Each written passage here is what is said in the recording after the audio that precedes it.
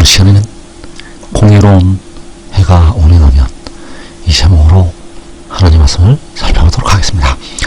주님께서는 선자를 통해서 내 이름을 경외하는 백성들에게 공의로운 해가 떠오르게 되고 치료하는 광선을 바란다고 말씀을 하셨습니다. 그래서 이 시간에 공의로운 해가 떠오르면 이 제목으로 하나님 말씀을 살펴보도록 하겠습니다.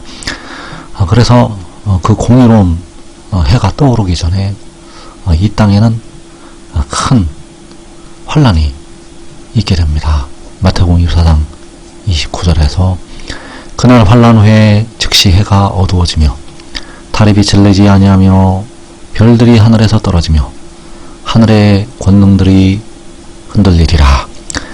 그날 환란 후에 해가 어두워지고 달이 빛을 내지 아니하고 별들이 떨어진다고 말씀을 하셨습니다. 그래서 이 환란 후에 해와 달과 별들이 빛을 잃게 됩니다.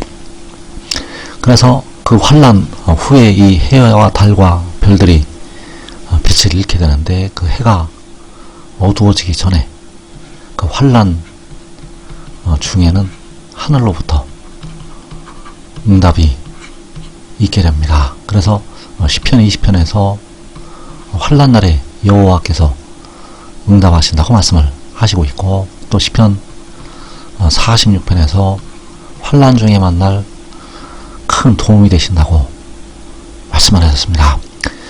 그래서 그 환란 후에 해와 달과 별들이 빛을 잃게 되고 주님께서 구름을 타시고 공중에 강림을 하시게 됩니다.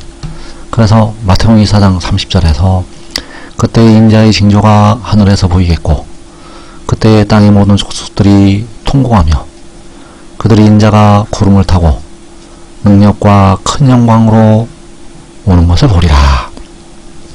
자, 여기서 구름을 타시고 인자가 오신다고 말씀을 하셨습니다. 그래서 여기서 구름을 타시고 오시는 인자는 본래는 사람이 볼 수가 없는 만군의 여호와. 그래서 환란이 있게 되고 해와 달과 별들이 빛을 잃게 되고 주님께서 구름을 타시고 강림하시게 됩니다. 그래서 해가 검어진다고 말씀을 하고 있고 달이 빛을 잃는다고 말씀을 하시는데, 그 말씀이 요한계시록 6장에 나타나 있습니다. 계시록 6장 12절에서 내가 보니 여섯째 인을 떼실 때 큰 지진이 나며 해가 검은 털로 짠 상복같이 검어지고 달은 온통 피같이 되며 하늘의 별들이 무화과나무가 대풍에 흔들려 설익은 열매가 떨어지는 것 같이 땅에 떨어지며. 그래서 여섯째 인을 떼실 때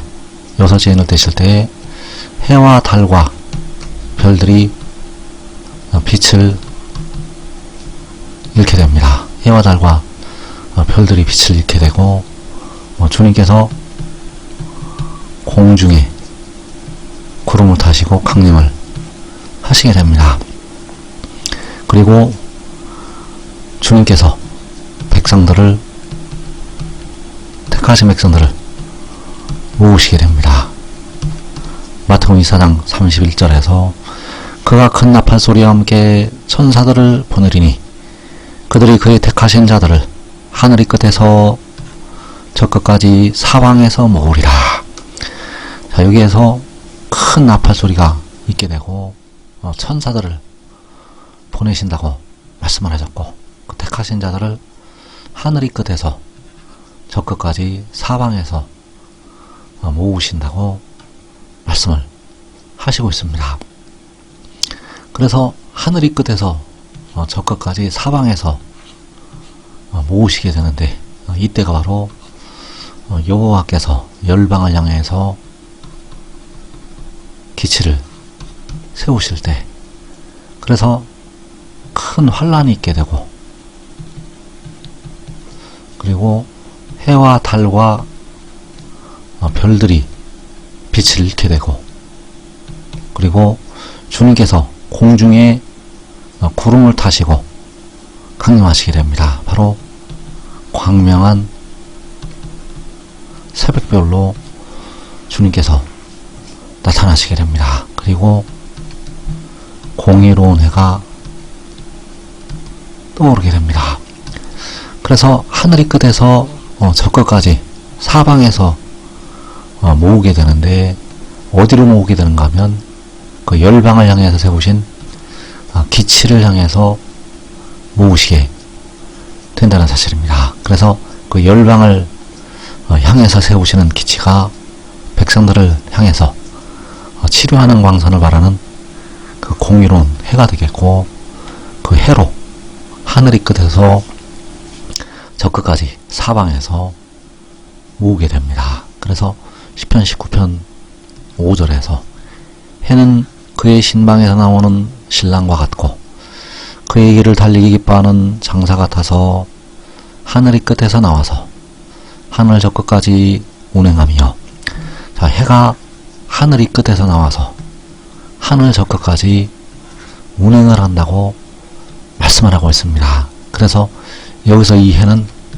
바로 그 치료하는 광선을 바라는 공의로운 해가 되겠고, 그가 바로 독생자, 요한계시록 10장에서 그 얼굴이 해와 같은 그 힘센 천사가 되겠고, 이제 그가 하늘이 끝에서 하늘 저 끝까지 운행을 하게 됩니다. 그래서 독생자는 백성들의 연약한 육신, 바로 썩어질 몸을 속량하기 위해서 마지막에 보내심을 받게 되고, 이제 그를 통해서 하나님께서 그의 택하신 백성들을 구원을 하시게 됩니다. 그래서 해가 하늘이 끝에서 나와서 하늘 저 끝까지 운행을 한다고 말씀을 하고 있고, 이 해를 통해서 하나님께서 아버지를 알게 하시고, 이 해를 통해서 아버지를 경외하는 방법을, 아버지를 경외하는 법을 깨닫게 하시게 됩니다. 그래서 시편 19편 9절에서 여호와를 경외하는 도는 정결하여 영원까지 이르고 여호와의 법도 진실하여 다 의로우니, 자, 여호와를 경외하는 도가 영원까지 이른다고 말씀을 하고 있고, 여호와의 법이 의롭다고 말씀을 하고 있습니다. 그래서 여호와를 경외하는 길은 어디에 있는가? 여호와를 경외하는 길은 바로 그 공의로운 해, 그 아들을 통해서 백성들은 여호와를 경외할 수가 있게 됩니다. 그 아들을 믿고 순종하는 것을 통해서 백성들은 여호와를 경외하게 된다는 사실입니다. 그래서 그 아들을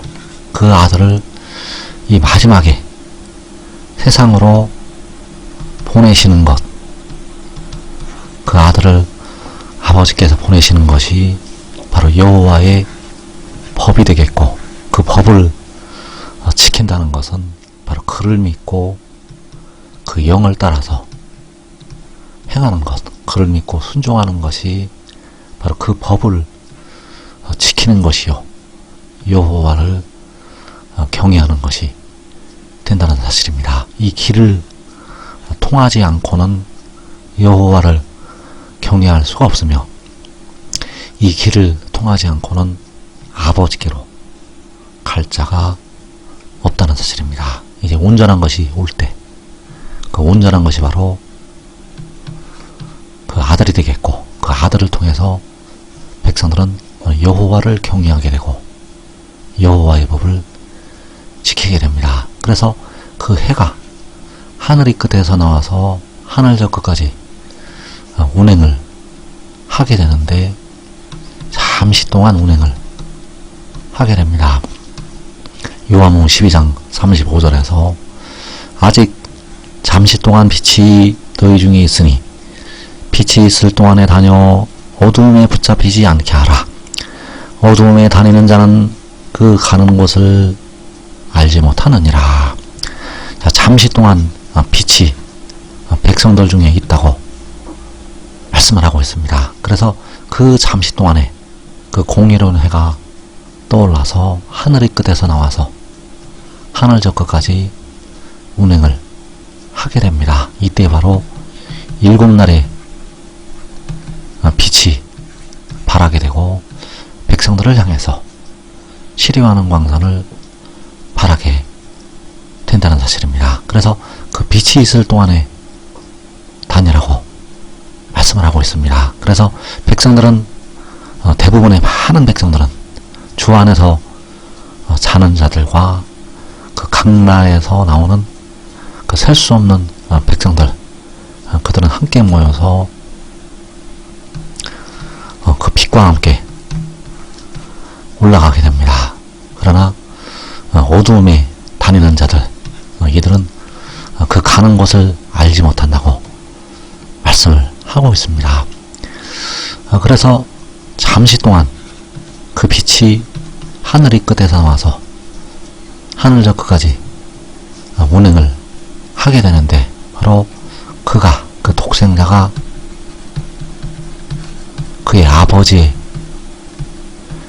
이름을 나타내면서 운행을 하게 됩니다. 그래서 이때가 바로 여호와 우리 주의 이름이 온 땅에 아름다울 때, 시편 8편에서 여호와 우리 주의 이름이 온 땅에 아름답다고 말씀하는 그때가 되겠고, 바로 주의 영광이 하늘을 덮을 때가 된다는 사실입니다. 그래서 이사 30장 26절에서 여호와께서 자기 백성의 상처를 싸매시며 그들의 맞은 자리를 고치시는 날에는 달빛은 햇빛 같겠고 햇빛은 7배가 되어 7날의 빛과 같으리라. 보라, 여호와의 이름이 원방에서부터 오되. 자, 여호와 우리 주의 이름이 온 땅에 아름답게 되실 여호와 우리 주의 이름이 원방에서부터 온다고 말씀을 하고 있습니다. 보라고 말씀하시고 있습니다. 그래서 그 이름이 원방에서부터 올 때 백성들의 맞은 자리를 고치시게 되고, 바로 햇빛은 7배가 되어서 7날의 빛과 같게 됩니다. 그래서 지금 믿고 순종하는 자들은 이 땅에 큰 환난을 면하게 되고, 그 환난 중에 자기와 자기의 가족이 영생으로 들어가게 됩니다. 이 복된 자리에 꼭 들어가기를 축원합니다.